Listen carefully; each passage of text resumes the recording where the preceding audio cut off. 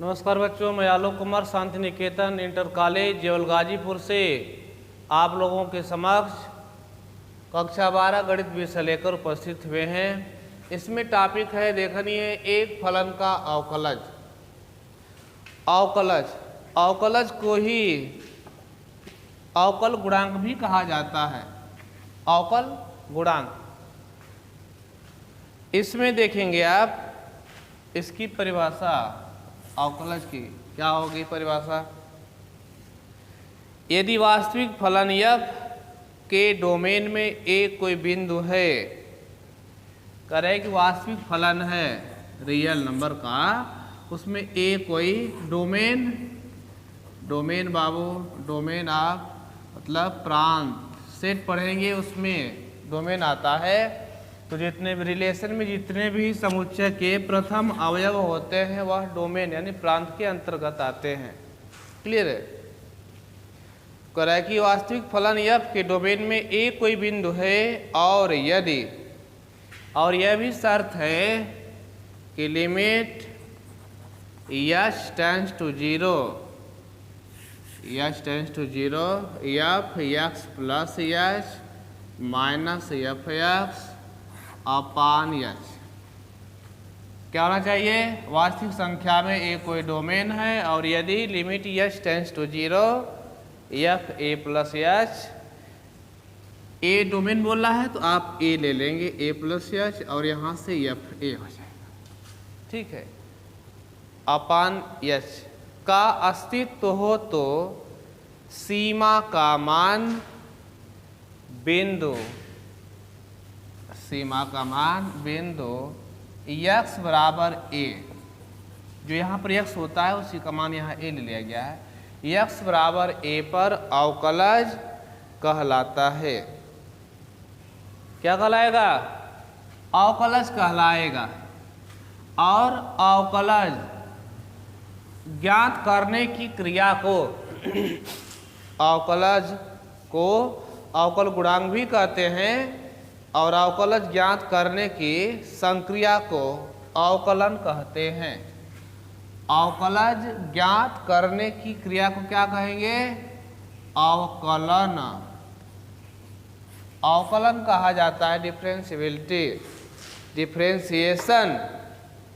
क्या कहेंगे? डिफरेंशिएशन।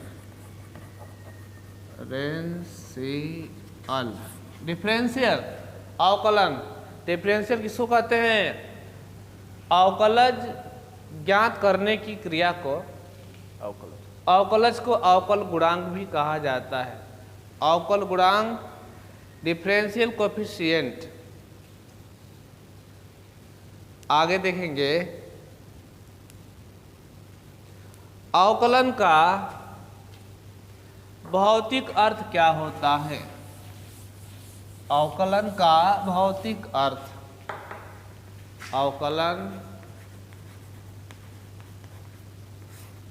का यानी भौतिक से क्या संबंध है इसका? भौतिक मतलब यह दिनचर्या से भाई आपके भौतिक अर्थ। और जैसे आपका यह वेग और समय का संबंध होता है उसी प्रकार से यह अवकलन का से अवकलज एक फलन से उसी प्रकार संबंधित है। करा यह जो अवकलज है यह एक फलन से, भाई अवकलन फलन का ही अध्ययन करना है हमें, उसी प्रकार संबंधित है जैसे कि वेग एक गतिशील कण द्वारा चली गई दूरी से संबंधित है। जैसे कि वेग का संबंध किसके द्वारा? कोई गतिशील वस्तु कण है उसकी चली गई दूरी से जो संबंध है, दूरी का वेग से, उसी तरह से वही संबंध अवकलन का किससे है? फलन से संबंध है। करे इसमें माना एक कण रेखा के अंदिश गतिमान है, यह दिखा दिया गया बाबू। एक का पॉइंट वह O हो गया और एक कण P है और यह पॉइंट Q है। PQ को मैं ऊपर ले रहा हूँ। यह और यहाँ से यह समय आपका और यह समय a प्लस ठीक है। इसमें करे कि माना एक रेखा कण एक रेखा के अंदिश गतिमान है, गतिमान कण का चर समय a है और रेखा में एक बिंदु O से इसका विस्थापन मापते हैं। विस्थापन समय a पर निर्भर है और यह मान लिया गया कि x बराबर f a। यहाँ से विस्थापन मापा जा रहा है, यह आपका f a और यह हो गया f a प्लस। यह विस्थापन चर x है और यह समय a पर इसका विस्थापन मापा जा रहा है। तो आपको क्या मिलेगा भाई निष्कर्ष? इसका विस्थापन एक विशेष समय a पर करे कि इसका विस्थापन एक विशेष समय दे दिया है a पर, इसका विस्थापन क्या है f a और इसमें समय में वृद्धि की गई a प्लस h किया गया। समय में वृद्धि कितना a प्लस h किया गया समय में, यह क्या है समय है समय। तब इसका विस्थापन कितना हो जाएगा? विस्थापन x हो गया आपका a प्लस h हो जाएगा। पहले समय a पर विस्थापन f है और समय में वृद्धि a प्लस h किया गया, तो इसका विस्थापन जो है कि a प्लस h। या विस्थापन समीकरण यहाँ दिखाया गया है, इसमें वृद्धि इसमें वृद्धि। तो अब यह देखा जाए तो समय अंतराल कितना हुआ बाबू? समय भाई यह वृद्धि है और यह पहले के समय है, तो समय अंतराल आपका प्राप्त हो जाएगा a plus h minus a बराबर के h प्राप्त हुआ। समय अंतराल कितना h मिल गया और कुल दूरी कितनी चली गई? इतना चली गई।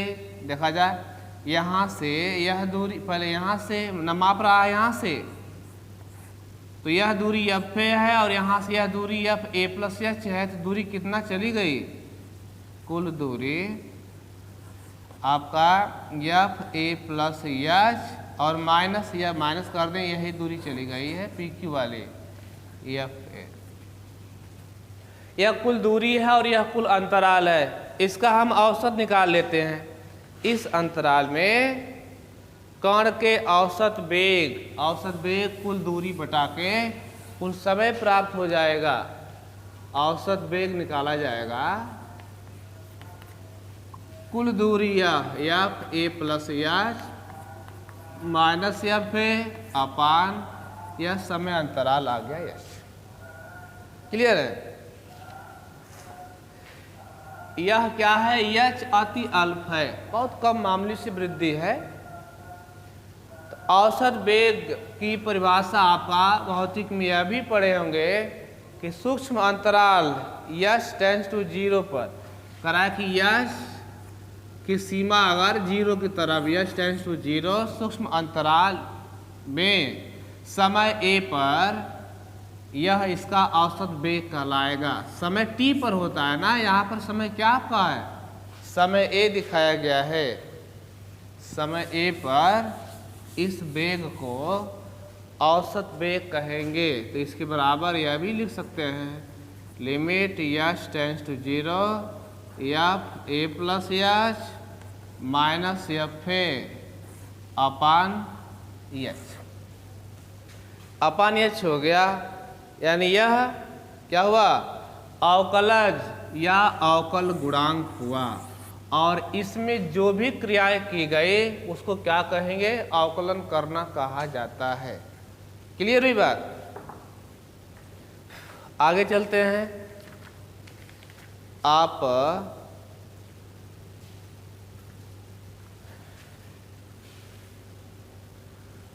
हाँ देखिए, अब इसमें कह रहा है कि आपने इसको देख लिया है, अगर यह किसी बिंदु पर फलन का अवकलज करना होगा किसी बिंदु पर, तो उसमें इस सूत्र का प्रयोग कर लिया जाता है। उसमें चर x उपस्थित हो जाता है तो यह आपका लिमिट यच टेंस टू 0, ठीक है, और limit X tends to 0 F X plus H minus F X upon H. अपन क्या हो गया, एच हो गया। लेकिन अगर इसमें सूत्र मैंने बताया कि यह मूल रूप से यह अल्प वृद्धि डेल्टा एक्स होती है, यहाँ से डेल्टा एक्स या इस तरह से होता है, लेकिन सुविधा के लिए आपका यहाँ से एच टेंस टू 0 कर लिया जाता है। एच यहाँ भी है और एच यहाँ पर भी हो जाता है, तो उस समय यहाँ डेल्टा एक्स, यहाँ डेल्टा एक्स, यहाँ डेल्टा एक्स होता है। इसको प्रथम सिद्धांत से अवकलन भी करना कहा जाता है इस सूत्र को। अच्छा, इसे आपका जैसे कोई फलन आपका इसे y दिया है, y बराबर एफ एक्स दिया गया है, तो इन्हें हम अवकलज का यह सूत्र है, तो इन्हें y डैश भी लिख सकते हैं, y1 भी लिखा जाता है, ठीक है, dy बाई डी एक्स भी लिखा जाता है, d1 एफ एक्स भी लिखा जाता है, इसको एफ डैश एक्स भी लिख देते हैं, ठीक है ना। y डैश बता दिए, y1 बता दिए, इस तरह से भी, या डी डी एक्स ये तो बता दिया बाबू। यही ये कई नामों से ये इनका अवकलन आपका करते हैं, लिखते हैं, प्रदर्शित करते हैं इससे, ठीक है। आगे हम देखते हैं, और एक बात आप जान लीजिए, सांतत्य और अवकलनीयता में क्या संबंध होता है। सांतत्य relation between continuity and differentiability, relation between continuity and differentiability, सांतत्य और अवकलनीयता में क्या संबंध होते हैं।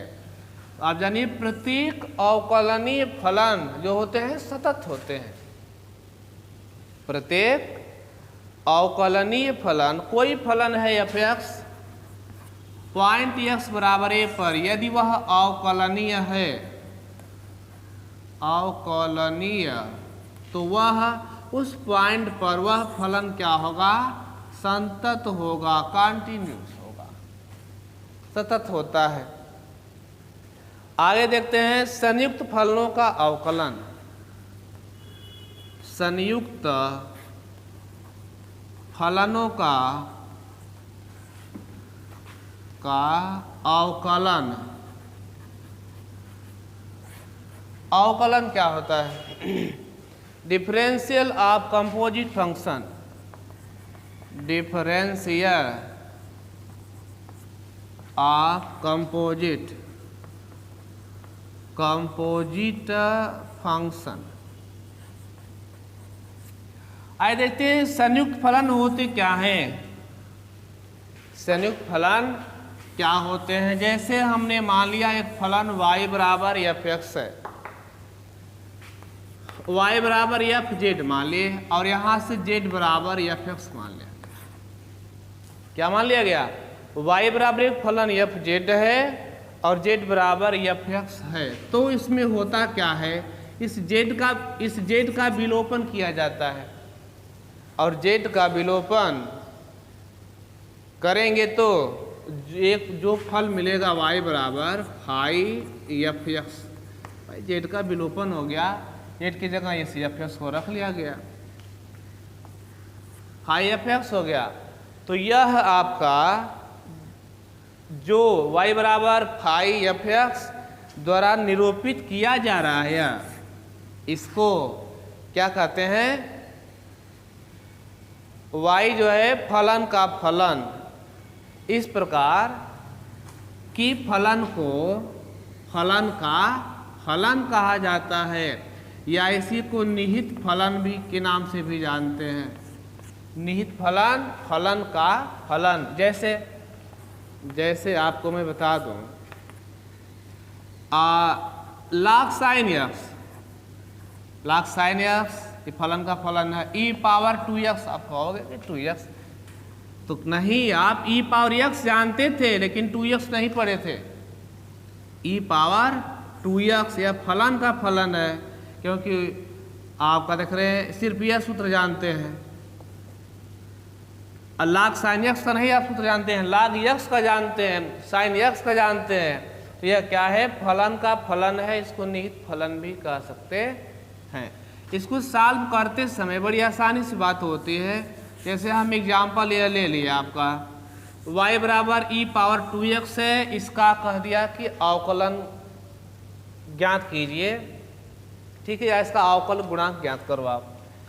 तो वो करेंगे क्या इसमें आप लिखेंगे दोनों पक्षों का अवकलन करने पर, तो यह हो गया D D X of Y, X के सापेक्ष किया जा रहा है, क्या होगा बाबू, यह हो जाएगा D D X of E power 2x में होगा कैसे, 2x को सिर्फ हम x मान लेंगे, क्या मान लेंगे, यह भाई x सिर्फ मानो आप, यह आपका x है। तो e पावर x का फार्मूला लगाएंगे तो यह आपका सूत्र लगेगा e पावर 2x। भाई x की जगह है तो e पावर x का हम जानते हैं वही होता है, लेकिन जिसको आप माने हैं उसकी जगह पर उसका डी डी एक्स आप उतना का तुरंत होगा। फिर फलन की फलन में अर्थात निहित फलन में आपका इस तरह से केस चलती है, या इसका तुरंत अवकलन होगा, अर्थात यह हो जाएगा e पावर 2x और इनटू क्या होगा बाबू 2x का पीछे बताया गया है, ध्यान दीजिए, सब फार्मूला डालो, 2 आ गया, यानी 2e power 2x, 2e power 2x प्राप्त हो गया। अवकल गुणांक निकाल लिया आपने। जैसे में एक और बताता है आपको, देखिए यह y बराबर log sin x है। अब इसका अवकल गुणांक ज्ञात करना है, ज्ञात करेंगे, सूत्र लगाएंगे, पहले log x का फार्मूला यूज करेंगे आप, कितना का, log x का, इसका dy बाई यहाँ लिखेंगे स्पष्ट रूप से कि दोनों पक्षों का x के सापेक्ष अवकलन करने पर, देखिए दोनों पक्षों का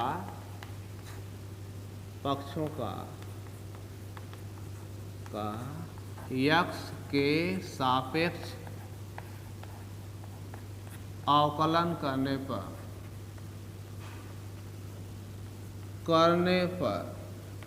differentiation with respect to x both side, यह हुआ, तुरंत होगा dy बाई डी एक्स या D D X of Y, इसको ऐसे पढ़ेंगे शुद्ध D D X of Y. देखिएगा log sin x है तो यह पूरा x समझिए, sin x नहीं सिर्फ x, तो log x क्या होता है 1 बाई एक्स, तो 1 बाई एक्स की जगह है sin x। अब इसका पुनः हो जाएगा D D X of sin x। चलिए आगे, 1/के sin x और sin x का कितना होगा अवकलन cos x, तो यह मिलाकर के क्या हो गया cot x, cos बटे sin बराबर cot x प्राप्त हो गया।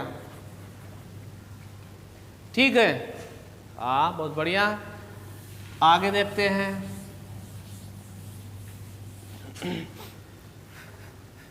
जैसे में हमें दे दिया y बराबर साइन एक्स स्क्वायर दे दिया, यह भी फलन का फलन है, क्योंकि हम ये सूत्र जानते हैं, सिर्फ साइन एक्स का जानते हैं, साइन एक्स स्क्वायर का नहीं जानते हैं।